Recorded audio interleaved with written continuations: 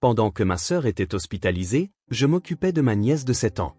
Au petit déjeuner, elle mangea la moitié de ses pancakes et emballa le reste. « Pourquoi ne pas tout manger ?» demandai-je. « Je dois en garder pour le dîner, » dit-elle anxieusement. « Je préparerai aussi le dîner, » dis-je. Elle me regarda avec incrédulité. « Ce n'est pas un seul repas par jour ? Maman me laisse seulement manger le petit déjeuner. » Je tremblais de rage. Avant de commencer l'histoire, n'oubliez pas de laisser un like et de vous abonner à la chaîne pour voir plus d'histoires comme celle-ci. Dans une petite maison individuelle d'une banlieue résidentielle près de Chicago, dans l'Illinois, Laura Bennett se concentrait sur son travail de graphiste sous la lumière du soleil de l'après-midi. Elle travaillait de chez elle en tant que graphiste indépendante. Bien qu'elle ne soit pas insensible à l'idée du mariage, elle se satisfaisait de sa passion pour son travail et de son mode de vie libre.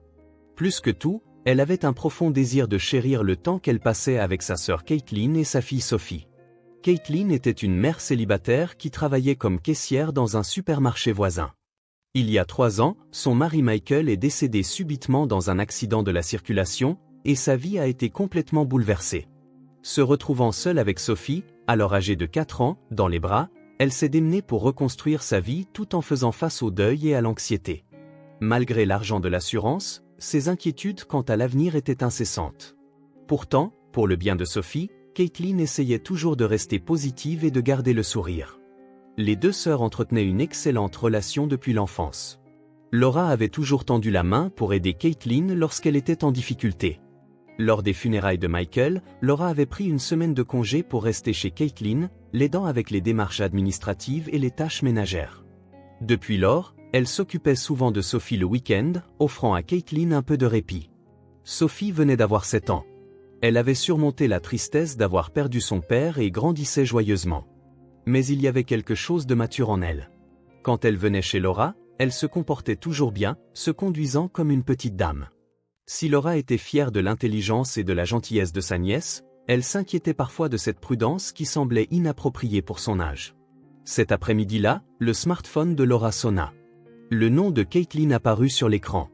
Un appel en pleine journée de sa sœur, qui appelait habituellement le soir, était inhabituel, et Laura répondit avec une certaine inquiétude.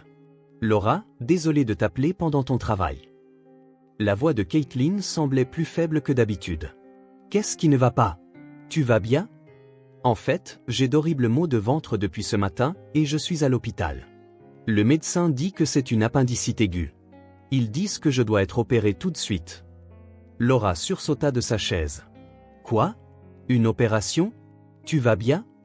Le médecin dit de ne pas m'inquiéter, mais je dois être hospitalisée. Ça pourrait prendre environ une semaine, alors j'ai une faveur à te demander. » Laura attendit la suite des paroles de sa sœur. « Pourrais-tu t'occuper de Sophie? Elle a l'école et je ne peux pas la laisser seule. » La voix de Caitlin avait une tonalité pleine d'excuses. « Bien sûr. Ne t'inquiète pas, je m'occuperai de Sophie. Toi, concentre-toi sur l'opération, » répondit immédiatement Laura. « Merci beaucoup. J'ai dit à Sophie que tu viendrais la chercher après l'école. J'ai aussi préparé son sac. » « Compris. Je vais la chercher tout de suite. Bonne chance pour l'opération. Tout ira bien, c'est sûr. » Après avoir raccroché, Laura termina son travail en hâte. Elle n'était pas anxieuse à l'idée de s'occuper de Sophie pendant une semaine. Au contraire, elle était impatiente de passer plus de temps que d'habitude avec sa nièce. Sophie était une enfant facile, très attachée à Laura. Elles aimaient toujours cuisiner ensemble, dessiner et regarder des films. Dans la soirée, Laura se rendit chez Caitlin pour récupérer Sophie. En voyant Sophie attendre devant la porte d'entrée avec un petit sac rose, son cœur se serra. « Tati Laura. » Sophie la salua d'une petite voix. Elle n'avait pas son sourire joyeux habituel et semblait inquiète. « Sophie, maman ira bien. Le docteur va la soigner. » Laura s'agenouilla pour être à la hauteur des yeux de Sophie. « Passons une semaine ensemble, d'accord? » Sophie hocha légèrement la tête. « Maman va vraiment aller bien? » « Absolument. Je te le promets. » Dans la voiture, sur le chemin de la maison de Laura, Sophie regardait silencieusement par la fenêtre. Laura s'inquiétait du silence de sa nièce habituellement si bavarde, mais elle pensa qu'il était naturel qu'elle soit angoissée par l'hospitalisation de sa mère et décida de prendre le temps de la rassurer. Arrivée à la maison de Laura, Sophie s'arrêta à l'entrée et regarda autour d'elle, tenant toujours son petit sac. D'habitude, Elle se précipitait directement dans le salon pour sauter sur son coussin préféré. Mais aujourd'hui, c'était différent. Elle se tenait là, hésitante, comme si elle visitait l'endroit pour la première fois. « Entre. C'est aussi chez toi ici ?» sourit doucement Laura. Sophie retira soigneusement ses chaussures et les aligna proprement, puis entra dans le salon, serrant toujours son sac contre sa poitrine. Elle n'essaya même pas de toucher les coussins qu'elle mettait habituellement en désordre. « Tu dois être fatiguée aujourd'hui. Tu n'as pas faim ? Je vais préparer le dîner » lança Laura en se dirigeant vers la cuisine. Elle ouvrit le réfrigérateur pour en vérifier le contenu. Poulet, légumes, pâtes. Elle décida de faire les pâtes à la crème préférée de Sophie. « Ça va, tâtit Laura. » La voix de Sophie était petite et pleine d'excuses. « J'ai déjà mangé aujourd'hui. » Laura se retourna. « Hein ? Mais le déjeuner de l'école était à midi, non ? Il est déjà soir. »« J'ai pris mon petit déjeuner, donc ça va, » répondit Sophie en regardant le sol. Laura était un peu perplexe. Elle avait certainement pris son petit déjeuner, mais un seul repas par jour ne devrait pas suffire pour un enfant en pleine croissance. Peut-être était-elle tendue à cause de l'hospitalisation de sa mère. Elle décida qu'il ne serait pas bon de la forcer. « Je vois. Mais si tu as faim au milieu de la nuit, n'hésite pas à me réveiller. » Sophie hocha légèrement la tête. Laura se mit à préparer en hâte la chambre d'amis. C'était une petite pièce qu'elle utilisait habituellement comme une partie de son bureau, mais il y avait un lit simple pour quand Sophie venait dormir. Elle changea les draps pour des propres et posa le lapin en peluche préféré de Sophie sur le lit. « Ta chambre est prête. Tu as des vêtements de rechange dans ton sac ? » « Oui. » Sophie ne voulait toujours pas lâcher son sac. « Alors, allons prendre un bain. Lavons ta fatigue avec de l'eau chaude. » En lavant les cheveux de Sophie dans la salle de bain, Laura observa attentivement l'état de sa nièce. D'habitude, l'heure du bain était un moment de bavardage amusant, mais Sophie resta silencieuse tout du long. Son petit corps semblait également plus mince que d'habitude. « Tu t'inquiètes pour maman, n'est-ce pas ?» dit doucement Laura. « Oui. » La voix de Sophie tremblait. « Maman est une personne forte. Elle va certainement guérir et rentrer à la maison. En attendant, Tati Laura te protégera. » Sophie se retourna et leva les yeux, ses grands yeux remplis de larmes. « Vraiment ? Vraiment. Je te le promets. » Cette nuit-là, après avoir couché Sophie, Laura appela sa sœur. L'opération s'était bien passée et l'état de Caitlin était stable. « Sophie va bien ? Elle ne te dérange pas ? » La voix de Caitlin était pâteuse à cause des médicaments. « Elle ne me dérange pas du tout, mais elle a l'air un peu triste. Elle s'inquiète pour toi. »« Je vois. Elle est un peu nerveuse ces derniers temps. Peut-être qu'elle est angoissée parce que je me suis effondré récemment ? Non, ce n'est rien. J'ai sommeil à cause des médicaments. Dis bonjour à Sophie de ma part. » Après avoir raccroché, Laura se sentit étrangement préoccupée et jeta un coup d'œil discret dans la chambre de Sophie. Sa nièce dormait recroquevillée, mais ce petit sac rose était posé près de son oreiller. Comme si elle gardait ses biens précieux à portée de main, pour pouvoir s'enfuir à tout moment. Le lendemain matin, Laura se leva tôt et se rendit à la cuisine. Elle décida de préparer les pancakes préférés de Sophie. Lorsque le doux arôme de beurre commença à se répandre dans la maison, elle entendit des bruits de pas venant de l'étage. « Bonjour, Sophie » lança joyeusement Laura. « Bonjour, Tati Laura. » Sophie s'arrêta en bas des escaliers et fixa la cuisine. Elle semblait avoir remarqué l'odeur des pancakes, mais hésitait pour une raison quelconque. « Je prépare des pancakes. Aux myrtilles, tes préférés. » Sophie s'approcha lentement de la cuisine. Ses pas semblaient demander la permission. « Assieds-toi. Ils seront bientôt prêts. » Sophie s'assit sur la chaise et fixa le jus d'orange et les fruits préparés sur la table. Puis elle leva timidement les yeux vers Laura. « Tout ça, c'est pour moi ? » « Bien sûr, » répondit Laura comme si c'était une évidence. « Tu veux autre chose ?» Sophie secoua la tête, mais son expression était confuse, comme si être confrontée à tant de nourriture était un événement anormal. Laura transféra le pancake parfaitement doré de la poêle à une assiette. Elle versa du sirop d'érable dessus, ajouta du beurre et le plaça devant Sophie. « Allez, mangeons. » Sophie prit sa fourchette, mais fixa le pancake sans bouger. Ses yeux exprimaient l'incrédulité. « Qu'est-ce qui ne va pas ? C'est trop chaud ? » « Non. » Sophie secoua légèrement la tête, puis prit lentement une bouchée du pancake. À cet instant, son visage s'illumina. « C'est délicieux. »« Super. Mange bien. » Cependant, Après quelques bouchées, Sophie posa sa fourchette. Plus de la moitié du pancake restait. Tu n'as déjà plus faim? Laura s'inquiéta. Oui. Sophie fixait le pancake restant, mais se leva soudainement comme si elle se souvenait de quelque chose. Tati Laura, je peux avoir une serviette? Bien sûr, Laura lui tendit une serviette. Sophie commença à envelopper soigneusement le reste du pancake dans la serviette. Ses mouvements étaient rodés, comme si elle l'avait fait de nombreuses fois avec une aisance naturelle. Laura sentit que quelque chose n'allait pas. Pourquoi une enfant de 7 ans emporterait-elle de la nourriture? Et sa technique pour l'emballer était bien trop habile. Sophie, pourquoi ne manges-tu pas tout? Demanda Laura doucement, mais avec inquiétude. Sophie arrêta ses gestes et leva les yeux vers Laura. Ses yeux montraient de l'anxiété et de la confusion. Comme si elle débattait de l'opportunité de révéler un secret très important. Je dois en garder pour ce soir. La voix de Sophie était petite, presque comme si elle se parlait à elle-même. Pour ce soir? Laura fronça les sourcils. J'en ferai d'autres ce soir. Les yeux de Sophie s'écarquillèrent de surprise. Tu en feras d'autres? Bien sûr. Je préparerai le dîner aussi, et le petit déjeuner de demain. Tous les jours. Sophie fixa intensément le visage de Laura. Comme si elle venait d'entendre quelque chose de totalement incroyable. Puis, d'une voix tremblante, elle dit, pas seulement un repas par jour? Il fallut un moment pour comprendre le sens des mots de Sophie. Laura parla d'une voix délibérément calme. Qu'est-ce que tu veux dire par un seul repas par jour? Sophie fronça les sourcils, inquiète, se demandant si elle avait dit quelque chose de mal. Manger seulement le petit déjeuner. Tout le monde fait ça, non? Non, Sophie. Normalement, les gens mangent 3 fois, matin, midi et soir. Laura s'agenouilla pour être au niveau des yeux de Sophie. Qu'est-ce que maman dit? La confusion colora les yeux de Sophie. Maman dit que seulement le matin, c'est bien. Je déjeune à l'école, mais à la maison, elle dit que c'est juste le matin. La colère monta dans la poitrine de Laura. Cependant, elle réprima désespérément ses émotions pour ne pas effrayer Sophie. Depuis quand? Depuis que papa est mort. Sophie répondit de manière factuelle.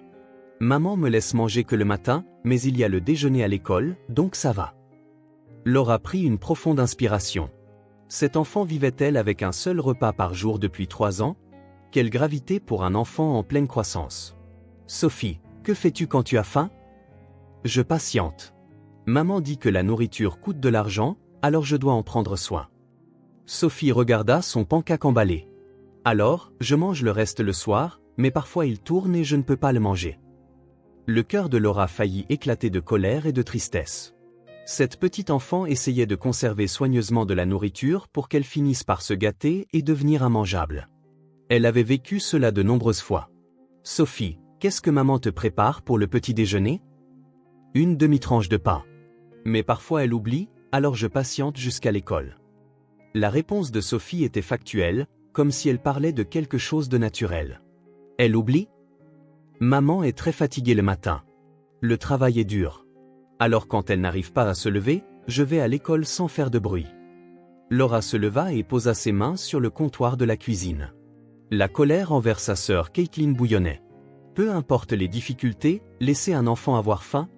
Et Sophie pensait que c'était normal. Sophie. Laura se retourna. Je vais t'apprendre quelque chose d'important maintenant. Les enfants ont le droit de manger correctement 3 fois par jour. Matin, midi et soir. Mais l'argent? Tu n'as pas à t'inquiéter de l'argent. C'est le travail des adultes. Laura prit les mains de Sophie. Tu as le droit de manger, de jouer, de rire, de tout. Des larmes montèrent aux yeux de Sophie. Vraiment? Vraiment. Et à partir d'aujourd'hui, pendant que tu es chez Tati Laura, dis-moi à chaque fois que tu as faim. Tu n'as pas besoin de te retenir. Laura ramassa la serviette avec le pancake emballé. Tu n'as plus besoin de ça. La prochaine fois que tu auras faim, je te préparerai quelque chose de frais. Tu vas le jeter? Sophie fut surprise. Oui, la nourriture doit être mangée fraîche. Ce serait terrible si tu tombais malade en mangeant de la vieille nourriture, non? Les yeux de Sophie s'écarquillèrent. Comme si elle entendait un concept entièrement nouveau. Laura ouvrit le réfrigérateur et montra à Sophie son contenu. Regarde, il y a plein de nourriture ici, n'est-ce pas? Nous allons manger tout ça ensemble. Juste nous deux. Tout ça? C'est ça. Fruits, légumes, viande, pain. Quand tu veux, autant que tu veux. Sophie fixa l'intérieur du réfrigérateur comme si elle était hypnotisée. Mais mamie va se fâcher. Mamie? Laura fronça les sourcils. Quelle mamie? La maman de papa. Mamie dit toujours à maman de ne pas gaspiller d'argent. Elle dit qu'elle dépense trop d'argent en nourriture. Une nouvelle colère monta dans le cœur de Laura. Donc, la belle-mère était impliquée. Est-ce que mamie vient souvent à la maison? Oui, papy vient aussi. Ils viennent tous les week-ends et parlent avec maman. Après ça, maman pleure toujours. Laura s'assit sur une chaise. Elle commençait à comprendre la situation. Les beaux-parents mettaient d'une manière ou d'une autre la pression sur Caitlin et cela affectait même les repas de l'enfant. Sophie, que disent mamie et papy? L'argent de papa m'appartient. Alors maman ne peut pas l'utiliser. Mais l'argent pour s'occuper de moi est à part, alors il devrait le donner. Sophie parlait avec une précision inhabituelle pour une enfant de 7 ans. Maman dit toujours oui. Laura serra les poings. Les beaux-parents pressuraient financièrement la belle-fille et la petite-fille à propos de l'argent de l'assurance, et par conséquent, Sophie ne pouvait pas manger correctement. Sophie, que fais-tu quand mamie et papy viennent? Je reste tranquillement dans ma chambre. Mamie se fâche si je fais du bruit. Je ne t'ai jamais vu faire de bruit. Oui, parce que je me fais gronder. Mamie a dit que c'est de ma faute si papa n'est plus là. Laura se leva. Elle avait atteint sa limite. Cette petite enfant pensait que la mort de son père était sa responsabilité. Non seulement des abus économiques, mais aussi psychologiques avaient lieu. Sophie, écoute bien. Laura posa ses mains sur les épaules de sa nièce. La mort de papa n'est absolument pas de ta faute. Les accidents de la circulation ne sont la faute de personne. Mais mamie a dit? Mamie a tort, dit clairement Laura. Même les adultes font des erreurs parfois. Et il y a des adultes qui t'enseignent des mensonges. Sophie parut confuse. Le concept que les paroles des adultes qu'elle avait crues absolues pouvaient en fait être fausses était difficile à comprendre pour une enfant de 7 ans. Laura regarda sa montre. Il était encore 8h30 du matin. Après avoir envoyé Sophie à l'école, elle devrait agir immédiatement. Elle ne pouvait pas laisser cette situation perdurer. Sophie, préparons-nous pour l'école. Et cet après-midi, on ira faire les courses ensemble pour acheter la nourriture que tu aimes, d'accord? Vraiment? Le visage de Sophie s'illumina pour la première fois. Vraiment. Et ce soir, cuisinons ensemble. Qu'est-ce que tu aimerais manger? Sophie réfléchit intensément. Des spaghettis. Bien sûr. On fait des boulettes de viande aussi? Des boulettes de viande aussi. Les yeux de Sophie pétillaient. Oui, et demain matin, midi et soir, on préparera de délicieuses choses. Sophie afficha son premier vrai sourire. Mais le cœur de Laura brûlait de colère, envers sa sœur et envers les beaux-parents. Après avoir déposé Sophie à l'école, Laura se dépêcha de rentrer chez elle. Elle prit son téléphone portable et appela Amanda Wilson, une amie avocate. Amanda était une amie depuis l'université et exerçait maintenant comme avocate spécialisée en droit de la famille. Amanda, j'ai une consultation urgente concernant ma nièce. Laura, qu'est-ce qui ne va pas? Ta voix tremble? Laura expliqua tout ce qu'elle avait entendu de Sophie à Amanda, le mode de vie à un seul repas par jour, la pression des beaux-parents, les problèmes autour de l'argent de l'assurance, et comment on avait fait croire à une enfant de 7 ans que la mort de son père était de sa responsabilité. C'est clairement de la maltraitance infantile. La voix d'Amanda était sérieuse. Une maltraitance sous forme de négligence. Nous devons rassembler des preuves immédiatement. Quel genre de preuves nous faut-il? D'abord, des dossiers médicaux montrant l'état nutritionnel de Sophie. Ensuite, des documents prouvant les transactions financières entre les beaux-parents et ta sœur. Si possible, prends des photos de la situation alimentaire chez ta sœur. Compris. Dois-je aussi contacter les services de protection de l'enfance? Rassemble d'abord les preuves. Mais si tu estimes qu'il y a un danger immédiat pour l'enfant, signale-le tout de suite. Pour l'instant, ta sœur est hospitalisée et tu t'occupes d'elle, donc la sécurité est assurée pour le moment. Après avoir raccroché, Laura appela le cabinet du pédiatre de Sophie. Le docteur Sarah Chen était le médecin traitant de Sophie depuis sa naissance. Docteur Chen, c'est Laura, la tante de Sophie. J'ai une urgence à discuter. Après avoir pris un rendez-vous urgent pour la consultation de l'après-midi, Laura se dirigea vers la maison de Caitlin. Comme elle avait un double des clés, elle put entrer. Dès qu'elle passa la porte d'entrée, Laura remarqua que quelque chose n'allait pas. La table de la salle à manger, qui avait toujours des fleurs fraîches, était vide, et toute la pièce avait perdu son atmosphère habitée. En se dirigeant vers la cuisine, le cœur de Laura se serra. Quand elle ouvrit le réfrigérateur, il était presque vide. Il y avait une brique de lait périmé et une demi-miche de pain blanc bon marché. Rien dans le congélateur non plus. Incroyable, murmura Laura. Elle vérifia également les placards. Les étagères qui débordaient autrefois de vaisselle et d'ustensiles de cuisine préférés ne contenaient plus que le minimum d'assiettes et de tasses, comme si elles avaient été vendues petit à petit. En passant au salon, la situation était encore plus grave. Les souvenirs de Michael, sa collection de livres et de CD de musique, même les photos de mariage, presque tout avait disparu. Il ne restait que le mobilier le plus basique. Laura commença à prendre des photos avec des mains tremblantes. Le réfrigérateur vide, les placards clairsemés, les traces de meubles vendus. Lorsqu'elle entra dans ce qui était autrefois le bureau, des papiers étaient empilés sur le bureau. Laura les ramassa pour les vérifier. Des relevés bancaires et un nombre surprenant de lettres. En regardant les relevés bancaires, le revenu mensuel n'était que le salaire à temps partiel du supermarché. Cependant, dans la colonne des dépenses, des virements à H.M. Griffith étaient enregistrés à hauteur de 3500 $ chaque mois. C'était clairement un paiement aux beaux-parents. En lisant la liasse de lettres, la colère de Laura atteignit son paroxysme. Il y avait de nombreuses lettres de mise en demeure des beaux-parents. 2000 $ par mois de frais d'éducation pour Sophie, 500 $ par mois de frais de stockage pour les souvenirs de Michael, 1000 $ par mois de frais de consultation pour l'éducation de l'enfant. Sous ces prétextes, Caitlin donnait presque tout son revenu mensuel aux beaux-parents. Avec le montant restant, elle pouvait à peine payer le loyer et les factures minimales. Elle trouva des documents encore plus choquants, des documents de changement de bénéficiaire pour l'assurance vie de 250 000 $ de Michael. Bien que Sophie aurait dû être désignée comme bénéficiaire à l'origine, les beaux-parents s'étaient changés eux-mêmes en fiduciaires sous le prétexte de la gestion du fonds d'éducation du petit-fils. C'est une fraude complète. Laura serra les poings. Le dernier document qu'elle trouva glaça le cœur de Laura. C'était la dernière lettre des beaux-parents à Caitlin. Nous avons été informés que les soins apportés à Sophie ne sont pas adéquats. Dans ces conditions, nous devrons demander la garde de notre petite fille. Nous avons la responsabilité d'élever notre petite fille, qui porte le sang de Michael, dans un environnement convenable. Laura photographia précipitamment ces documents avec son téléphone portable. Puis elle chercha le numéro des services de protection de l'enfance et appela les services de protection de l'enfance de l'Illinois. Je voudrais faire un signalement concernant ma nièce de 7 ans. Soupçon d'abus économique et de négligence. L'opérateur prit les détails et un enquêteur serait dépêché le lendemain. Dans l'après-midi, Laura alla chercher Sophie à l'école. Les résultats de l'examen du docteur Chen confirmèrent les craintes de Laura. Sophie est clairement sous-alimentée, dit le docteur Chen avec une expression sérieuse. Ses courbes de croissance en taille et en poids ont considérablement baissé au cours des 2 dernières années. Surtout son poids, qui est bien en dessous de la moyenne pour sa tranche d'âge. Et les effets sur la santé ? Aucun problème de santé grave n'est visible pour le moment.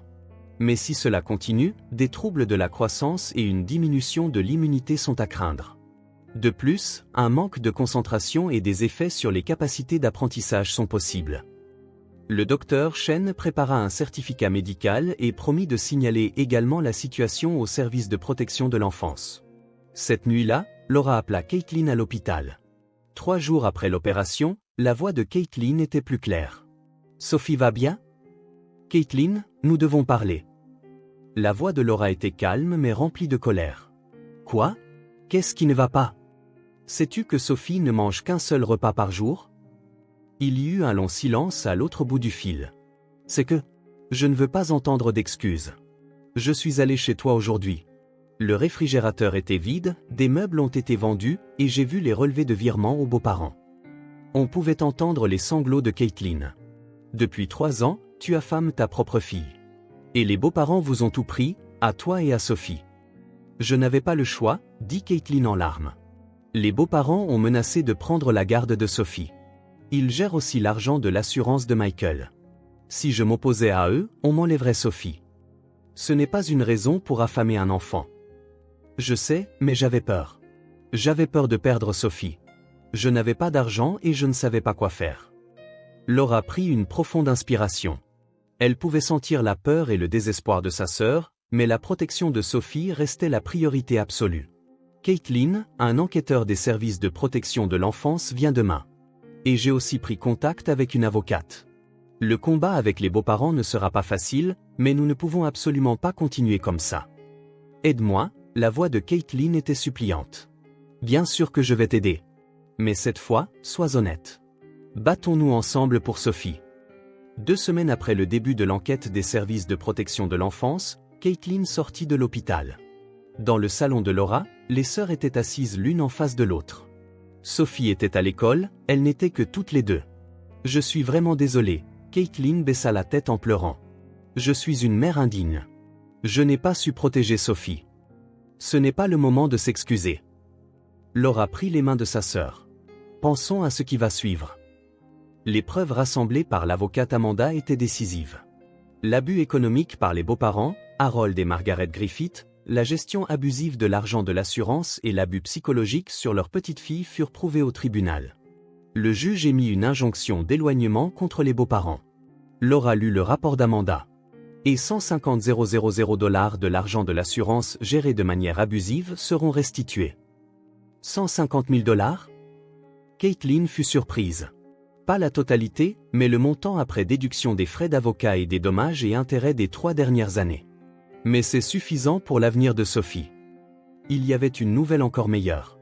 Les beaux-parents furent poursuivis pour fraude et reçurent une peine avec sursis.